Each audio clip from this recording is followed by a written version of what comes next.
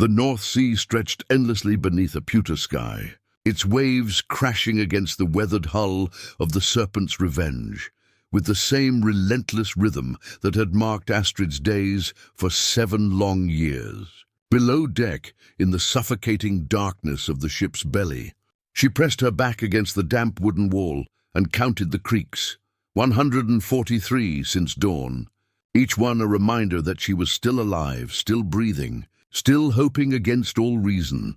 Her wrists bore the permanent scars of iron shackles that had been her constant companions since she was 15. The chains had been removed only twice, once when she'd grown too thin and they'd slipped off, prompting the crew to forge smaller ones, and once when infection had threatened to claim her hand entirely. Captain Bjorn Grimson had ordered the ship's crude medic to tend to her wounds, not out of mercy, but because a dead prisoner was worth nothing. The ship lurched violently as another wave struck, and Astrid instinctively braced herself. Through the narrow gap between the floorboards above, she could hear the crew's heavy boots and harsh Norwegian curses as they battled the late autumn storm. The familiar sounds should have comforted her. Routine was all she had left, but today felt different. There was an edge to the shouting, a desperation that hadn't been there before. "Kaptein Grimson er død!" The words drifted down through the wooden planks like a death knell. "Captain Grimson is dead," Astrid's breath caught in her throat. For 7 years, that man's cruelty had been the only certainty in her world. He was the one who'd stolen her from her father's fishing village near Bergen, who'd delighted in reminding her daily that she was nothing more than cargo to be sold when they reached the right port. His death should have brought relief, but instead, terror flooded her veins like ice water. Without Grimson's protection, if it could be called that, she was vulnerable to the whims of his bloodthirsty crew. Men who had looked at her with hunger in their eyes, held back only by their captain's decree that she remain untouched until sail. Now, with no one to enforce that order, the sound of approaching footsteps echoed through the narrow corridor that led to her prison. Multiple sets of boots moving with purpose. Astrid pressed herself deeper into the shadows, her heart hammering against her ribs like a caged bird. The rusty lock turned with a grinding screech that made her teeth ache. "There she is," growled Olaf, the ship's first mate, his scarred face twisted into a predatory grin. Behind him stood 3 other crew members, their intentions clear in their leering expressions. "No captain to protect you now, little lamb."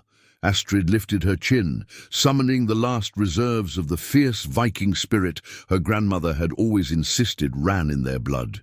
"Stay back," she warned, though her voice trembled despite her efforts. "I'm not afraid of you." Olaf's laughter was harsh and ugly. "You should be. We've been patient long enough." He stepped forward, and Astrid could smell the rot on his breath, see the yellow of his remaining teeth. 7 years of watching you, wanting you. Time to collect what's owed. The ship rolled again, more violently this time, and Olaf stumbled. In that moment, a new voice cut through the darkness, deep, commanding, carrying the authority of a man accustomed to being obeyed without question. "Step away from her now." All heads turned toward the narrow doorway where a figure stood silhouetted against the dim light filtering down from the upper decks. Astrid couldn't make out his features, but something in his posture spoke of coiled strength and barely restrained violence. "Who are you to give orders?" Olaf snarled, though uncertainty flickered in his small, pig-like eyes. "Grimson is dead. I'm captain now." The stranger moved forward with fluid grace, despite the ship's pitching motion. As he stepped into the pale light, Astrid caught her first glimpse of her unexpected champion. He was tall and broad-shouldered, with dark hair that fell in waves to his collar and eyes the color of storm clouds. A jagged scar ran from his left temple to his jaw, but rather than marring his features, it only added to the dangerous magnetism that seemed to radiate from him. "I am Captain Erik Nordahl," he said, his voice carrying the slight lilt of someone from the western fjords. "And as of 1 hour ago, this ship, and everyone on it, belongs to me." Olaf's face purpled with rage. "You can't just take command. We don't recognize your authority." Eric's hand moved to the sword at his hip with casual menace. "The 30 men I brought aboard might disagree with you, as might the crew members who've already sworn their allegiance to me in exchange for their lives." His pale eyes fixed on Olaf with deadly intent. "The choice is yours. Bend the knee or join your former captain in the depths." The threat hung heavy in the salt-thick air. Astrid watched in fascination as the brutal confidence drained from Olaf's face, replaced by the calculating look of a man weighing his chances of survival. The other crew members shuffled nervously, clearly unwilling to die for Olaf's wounded pride. We accept your command, Captain Nordahl," Olaf finally muttered, his gaze dropping to the floor. Wise choice. Eric's attention shifted to Astrid, and she felt the weight of his scrutiny like a physical touch. "How long has she been kept like this?" 7 years, one of the crew members offered quickly, eager to curry favor with their new captain. "Since she was a girl. Captain Grimson planned to sell her in the slave markets of Constantinople." Something dark and terrible flickered across Eric's features. Without breaking eye contact with Astrid, he held out his hand. "The key. Captain, she's valuable cargo," Olaf began. "The key." The words were spoken quietly, but they carried the force of an avalanche. Olaf fumbled in his pocket and produced a small iron key, placing it in Eric's outstretched palm with obvious reluctance. Eric moved toward Astrid with slow, deliberate steps, as if approaching a wild creature that might bolt at any moment. "I won't hurt you," he said softly, his earlier harshness replaced by unexpected gentleness. "What's your name?" Astrid stared at him in confusion. No one had asked her name in 7 years. She'd almost forgotten she had one beyond the cruel epithets Grimson's crew had used. "Astrid," she whispered, her voice hoarse from disuse. "Astrid Eriksdottir." "Astrid," he repeated, and somehow her name sounded different on his lips, like something precious rather than shameful. "I'm going to unlock these chains now. Is that all right?" She nodded mutely, hardly daring to believe this wasn't some cruel dream. The key turned in the lock with a soft click, and suddenly the weight she'd carried for so long was gone. The shackles fell to the wooden floor with a metallic clatter that seemed to echo forever. Astrid stared at her freed wrists in wonder, hardly able to comprehend that the heavy iron bands were truly gone. Her skin was pale and scarred where the metal had bitten into her flesh, but she was free. After 7 endless years, she was free. "Can you walk?" Eric asked gently.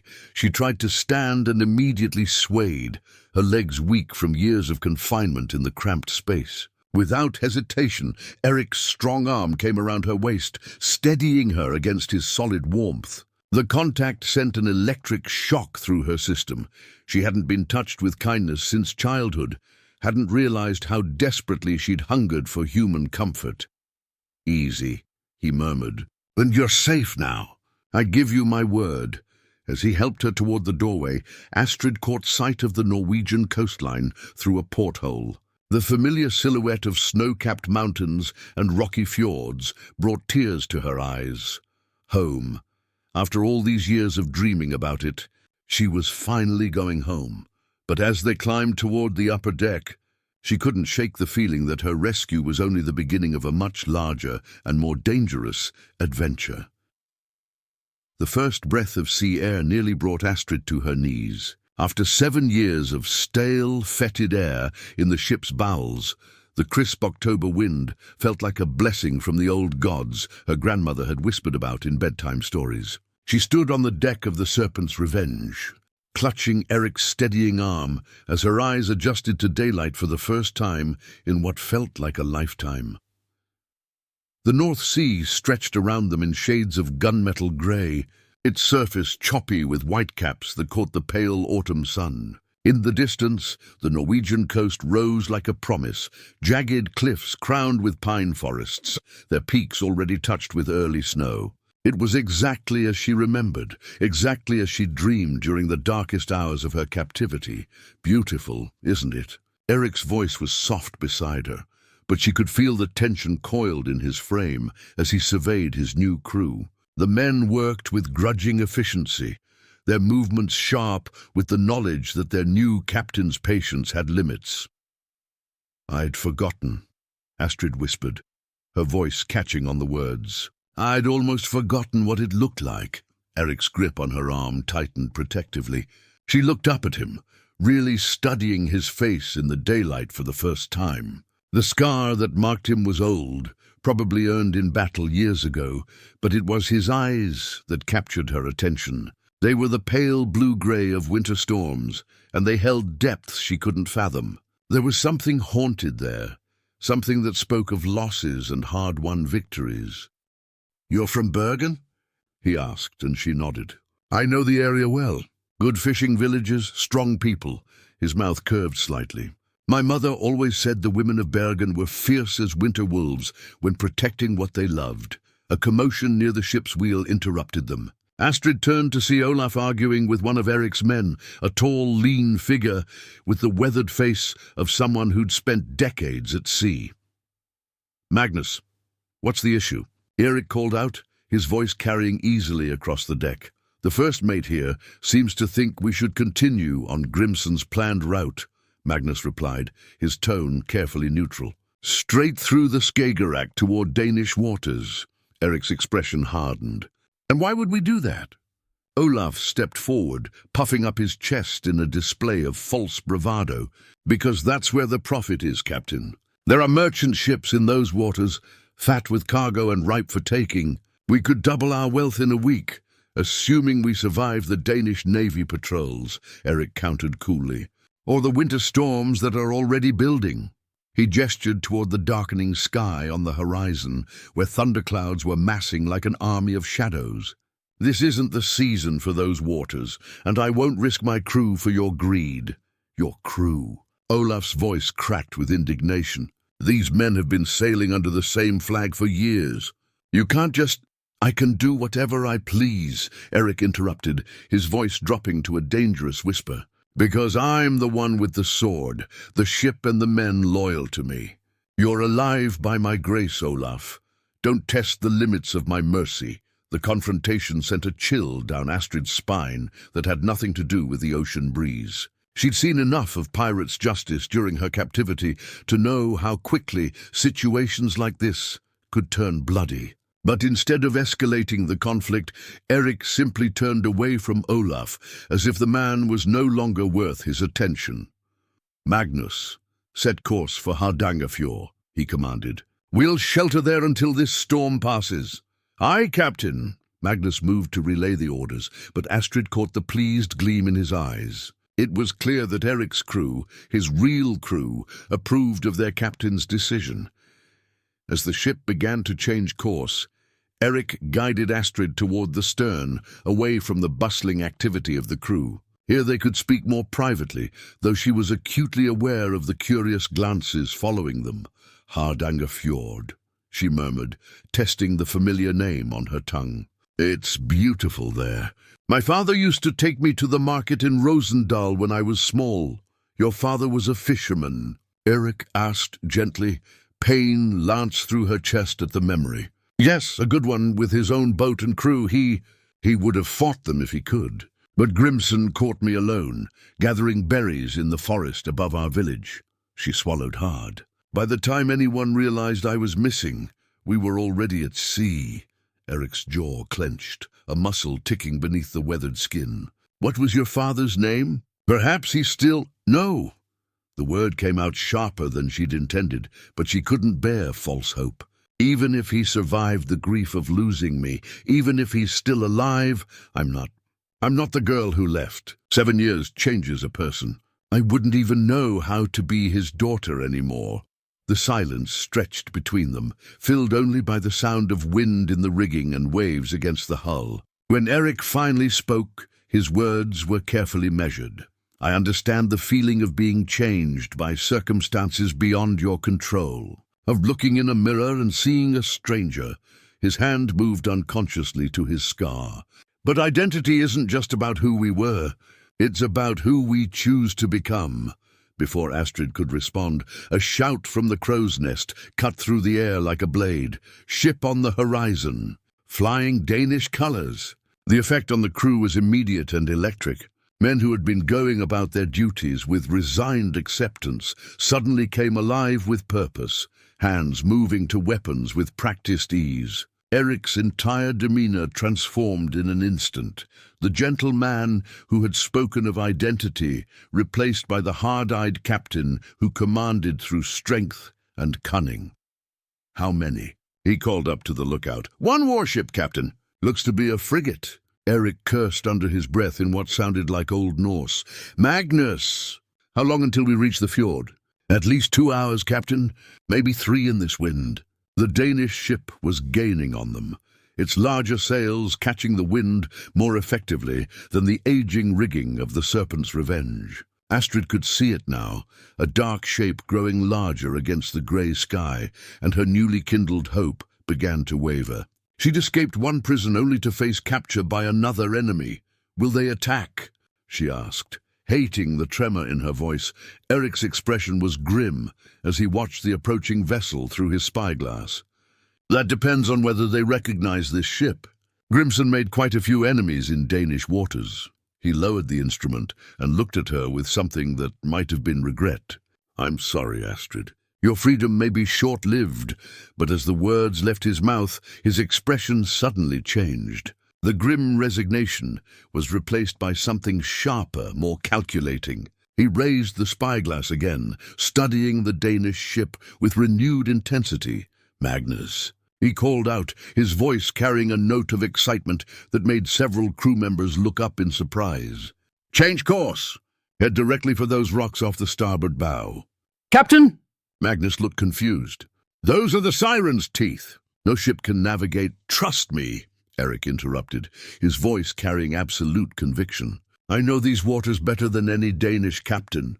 We're going to give them a lesson in Norwegian seamanship they'll never forget."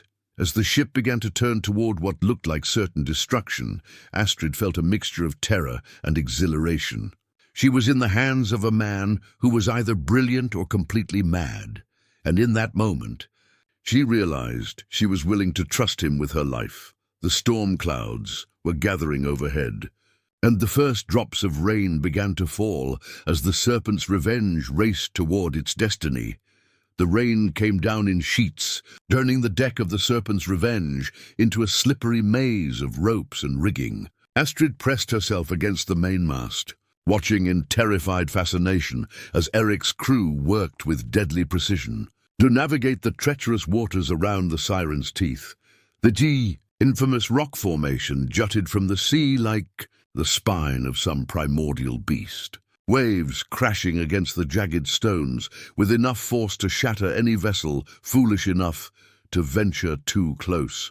Hard to port, Eric commanded from the wheel, his voice cutting through the howling wind. He handled the ship with the skill of a man born to the sea, reading the current and swells as easily as others read words on a page. "Steady as she goes." The Danish frigate had fallen back, its captain unwilling to follow them into the deadly maze. Through the rain, Astrid could see the warship's sails as it turned away, conceding defeat to superior local knowledge. A cheer went up from Eric's crew, but their captain's expression remained focused and intense. "Don't celebrate yet," he shouted over the storm. "We're not through these waters until we see the entrance to Hardangerfjord." As if summoned by his words, a massive wave crashed over the starboard side, sending several men scrambling for handholds. Astrid felt the icy water soak through her tattered clothing, but instead of dismay, she felt oddly exhilarated. For the first time in 7 years, she was truly alive, her fate in her own hands rather than subject to the whims of cruel masters. "Stay low," Eric called to her, and she saw him looking at her with what might have been admiration. "You've got sea legs after all." It was true. Despite years of confinement, her body seemed to remember the rhythm of the waves, the subtle shifts in balance required to stay upright on a pitching deck. Perhaps it was in her blood. Generations of Norwegian sailors and fishermen who had braved these same waters. The ship lurched violently as they passed between 2 towering spires of rock, the gap so narrow that Astrid could have reached out and touched the barnacle-encrusted stone. She held her breath, waiting for the grinding crunch that would signal their doom. but Eric's navigation was flawless. They slipped through like a knife through silk. There! Magnus pointed ahead through the curtain of rain. The fjord entrance. Hardangerfjord opened before them like the arms of a welcoming mother, its deep blue waters offering sanctuary from the storm-tossed seas. Snow-capped mountains rose on either side, their peaks disappearing into low-hanging clouds. The sight was so beautiful it brought tears to Astrid's eyes, tears that mixed with the rain until she couldn't tell one from the other. But as they sailed deeper into the fjord's protection, she noticed something that made her blood run cold. Smoke was rising from a cluster of buildings along the shore, not the comfortable smoke of hearth fires, but the black, oily smoke of destruction. "Eric," she called, her voice tight with dread. "Look," he followed her gaze and cursed viciously. Through his spyglass, the devastation became clear. The small fishing village of Utni had been attacked recently. Buildings burned, boats destroyed, bodies lying still in the shallow water near the shore. "Pirates," Magnus said grimly. "Has to be. No one else would hit a defenseless village like that." Eric's face was stone, but Astrid could see the fury burning in his pale eyes. "Drop anchor," he ordered. "Prepare the longboats. We're going ashore." Several of his crew members exchanged glances. "Captain," one of them ventured carefully, "if there are survivors, they might not welcome pirates." "They'll welcome help," Eric replied curtly. "And that's what we're offering." As the longboats were prepared, Eric approached Astrid with obvious reluctance. "I need you to stay on the ship. We don't know if whoever did this is still in the area, and I won't risk—" "No." The word came out stronger than she'd intended, surprising them both. "I've been a prisoner long enough." "I won't hide while people suffer, Astrid. You don't understand the dangers, don't I?" She stepped closer to him, close enough to see the flecks of gold in his storm-grey eyes. "I've survived 7 years in hell. I've seen the worst humanity has to offer. These people need help, and I have hands that can work, knowledge of healing herbs my grandmother taught me. You can't protect me from everything, Eric, and I don't want you to." The silence stretched between them, tense with unspoken emotions. Finally, Eric nodded slowly. "Stay close to me. Don't leave my sight for even a moment." The village of Utne was a scene from a nightmare. Bodies lay scattered in the street, some clearly villagers who had tried to defend their homes, others wearing the rough clothing of fishermen. The attackers had been thorough in their destruction. Every building had been searched. Valuable items stolen, food stores burned or spoiled, but as they moved deeper into the village, they began to find survivors. An elderly woman clutching a wounded grandchild. A fisherman with a broken arm who had hidden in the wreckage of his boat. A young mother with twin babies who had sheltered in the church's root cellar. Eric's crew worked with surprising gentleness, tending wounds and distributing food from their own supplies. Astrid found herself moving from survivor to survivor, using the healing knowledge her grandmother had passed down through generations of Nordic women. The work felt familiar and right in a way that nothing had for 7 years. "You have the touch," the elderly woman told her as Astrid cleaned and bandaged her granddaughter's scrapes. "Are you from Bergen? You have the look of the old families." "Yes," Astrid replied softly. "I am. I thought so. Your grandmother, was she Sigrid the Wise Woman?" The question hit Astrid like a physical blow. You knew her?" "Knew her. Child, she delivered half the babies in this fjord, including me. You have her hands, her way of seeing what needs doing." The old woman's eyes sharpened. "But you've been away from home for a long time, haven't you? There's a wildness in you, like something caged too long."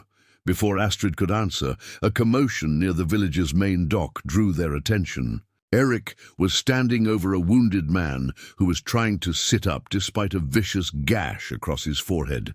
"Tell me who did this," Eric demanded, his voice carrying deadly intent.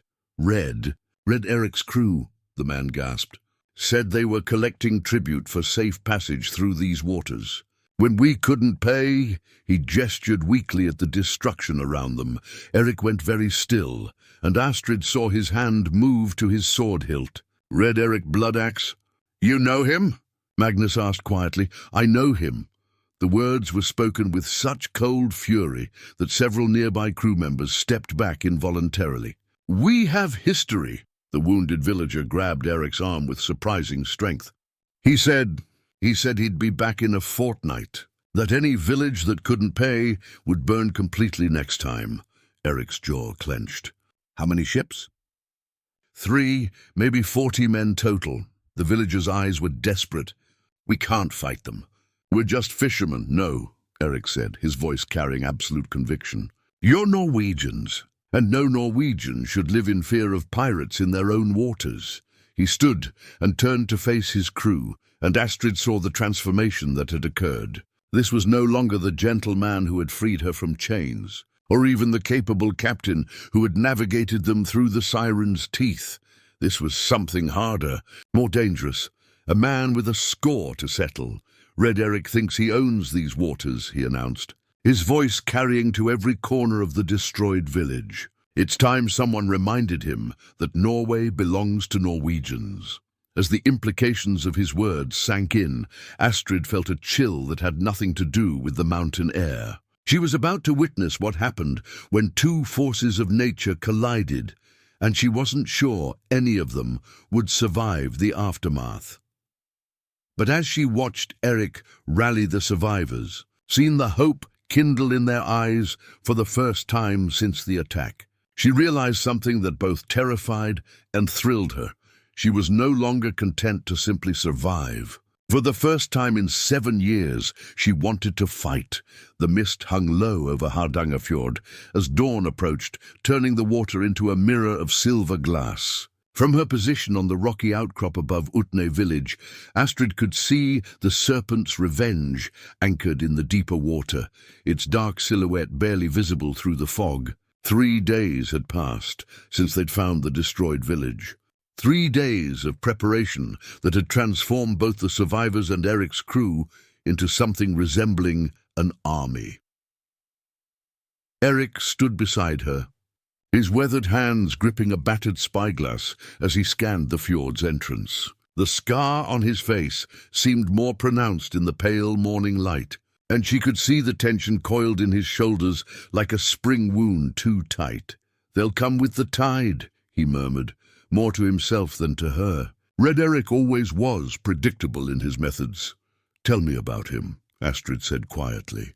She'd been wondering about the history between the two men, the personal vendetta that burned so clearly in Eric's eyes whenever the name was mentioned. Eric was silent for so long she thought he wouldn't answer. When he finally spoke, his voice was distant, haunted. "He was my brother!" The words hit her like a physical blow. "Your brother?" "Adopted when we were children. Our parents died in a raid when I was 8. He was 10. A merchant family in Stavanger took us in, treated us as their own sons. His knuckles were white where they gripped the spyglass. We were inseparable then. Eric was brilliant, charismatic, born to lead. I thought we'd sail together forever." "What changed?" Eric's laugh was bitter as winter wind. "Greed, power, the slow corruption that eats at men's souls when they taste too much of both." He lowered the spyglass and turned to face her, his pale eyes reflecting the early morning light. 5 years ago, we were part of the same crew. Equal partners, brothers, in more than name. But Eric wanted more. More gold, more territory, more fear and respect from other pirates. He started taking unnecessary risks, targeting innocent fishing villages instead of just merchant ships. Astrid felt ice form in her stomach. Like Utne, like dozens of places throughout these waters. When I tried to talk sense into him, to remind him that we were supposed to be better than common raiders, he laughed in my face. Eric's hand moved unconsciously to his scar. This was his parting gift when I challenged his methods. He left me to die on a beach in Denmark, with half my crew dead around me. The pieces fell into place with horrible clarity. "And you survived." Magnus pulled me from the water, barely alive. "We spent 2 years rebuilding, gathering loyal men, waiting for the right moment." His expression hardened with resolve. "Today, that wait ends." A distant sound made them both freeze, the rhythmic splash of oars cutting through water, barely audible through the mist. Eric raised the spyglass again, and Astrid saw his entire body go tense. 3 longboats, he reported grimly. 20 men, maybe more. They're coming in quiet, probably planning to catch the village sleeping. But we're ready, Astrid said. Surprising herself with the steadiness of her own voice, Eric turned to study her face, and she saw something like pride flicker in his expression. Over the past 3 days, she'd proven herself more than capable, helping to treat the wounded, organizing the village's defenses, even learning to handle a sword under Magnus's patient instruction. The terrified prisoner who had cowered in chains was gone, replaced by someone she barely recognized, but was beginning to respect. "Yes," he said softly. "We're ready." They made their way down from the outcrop to the village, moving silently through the pre-dawn darkness. The surviving villagers were already at their positions, hidden behind overturned boats, crouched in the ruins of burned buildings, concealed in the thick forest that bordered the settlement. Eric's crew had distributed weapons to anyone capable of wielding them, and the desperate determination in their faces was worth a dozen professional soldiers. Eric took up position behind the remains of the blacksmith shop, where he could command a clear view of the main landing area. Astrid crouched beside him, her heart hammering against her ribs as the sound of approaching oars grew steadily louder. "Remember," Eric whispered to his hidden forces, "let them land. Let them think they've caught us sleeping. When I give the signal." The first longboat emerged from the mist like a ghost ship, its occupants clearly visible now. Red Eric stood in the bow, and Astrid felt her breath catch at the sight of him. He looked like a darker, more brutal version of the man beside her, the same tall frame and commanding presence, but twisted by years of violence and cruelty. His hair was the color of dried blood, his beard braided with small bones that clicked together when he moved. "Spread out!" Red Eric commanded his men, in a voice that carried clearly across the water. "Search every building. Kill anyone who resists, but leave the women and children alive. They're worth more in the slave markets." The casual way he spoke of murder and slavery sent rage flooding through Astrid's veins. These were her people, her homeland. She gripped her sword hilt tighter, ready for Eric's signal. The pirates beached their boats and began moving through the village with practiced efficiency, kicking in doors and overturning debris. They were thorough but careless, confident in their superior numbers and the element of surprise they believed they possessed. Red Eric himself strode toward the center of the village, his pale eyes scanning the destruction his previous raid had wrought with obvious satisfaction. "Come out, little fish," he called mockingly. "Your lord and master has returned. Show proper respect, and your deaths will be quick." That was when Eric stepped out from behind the blacksmith's ruins, his sword already in his hand, the morning light catching the steel like captured lightning. "Hello, brother," he said quietly. Red Eric froze as if struck by lightning, his weathered face cycling through shock, recognition, and finally, murderous fury. "Impossible," he breathed. "I killed you. I watched you die." "You always were a poor observer," Eric replied with deadly calm. "Did you really think a cut like this would keep me down?" The confrontation drew the attention of both forces, pirates and defenders alike, emerging from their positions as the two brothers faced each other across the village square. Astrid could feel the electric tension in the air, the sense that this moment had been building for years. "You look well for a dead man," Red Eric sneered, recovering his composure. "But you're still outnumbered, still weak, still the same little brother who never had the stomach for what needed to be done." "What needed to be done?" Eric's voice cracked like a whip. "Terrorizing innocent villagers, selling children into slavery, turning our homeland into a hunting ground for scavengers. I turned it into an empire."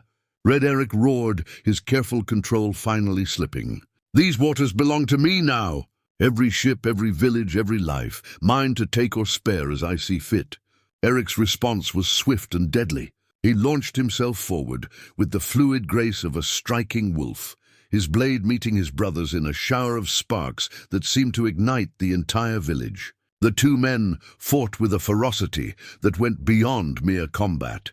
This was years of betrayal and brotherhood twisted into something sharp enough to cut souls.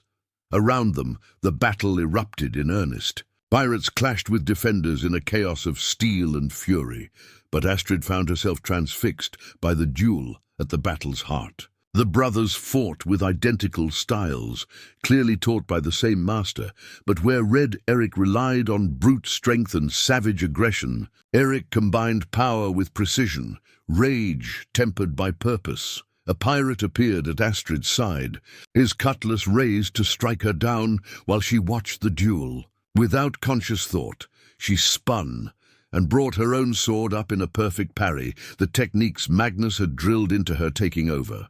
The man's eyes widened in surprise at meeting resistance, and that moment of hesitation was all she needed. Her blade found the gap in his defenses, and he crumpled with a look of astonishment on his scarred features. The battle raged for what felt like hours, but could only have been minutes. When the clash of steel finally died away, half of Red Eric's men lay dead or wounded, the others having fled back to their boats when it became clear the defenseless village was anything but. And in the center of it all, the two brothers still fought with undiminished fury. Red Eric's superior size was beginning to tell.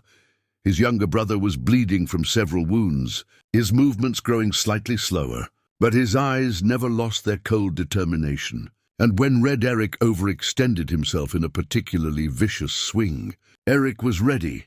The strike was perfect, a thrust that found the gap between breastplate and shoulder guard, sliding between ribs to pierce the heart. Red Eric's eyes widened in shock, and something that might have been regret as he looked down at the steel protruding from his chest.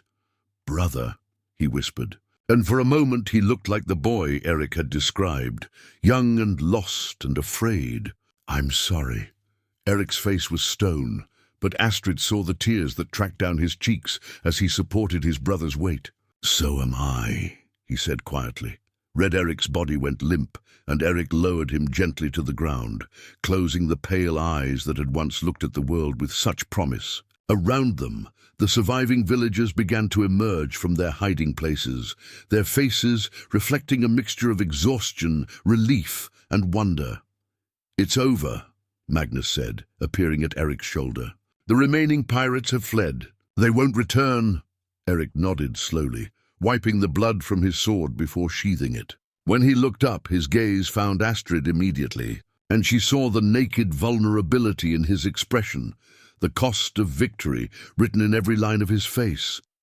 Without hesitation, she crossed the space between them and took his hands in hers. His fingers were trembling slightly, the aftermath of adrenaline and grief, but they tightened around hers with desperate strength.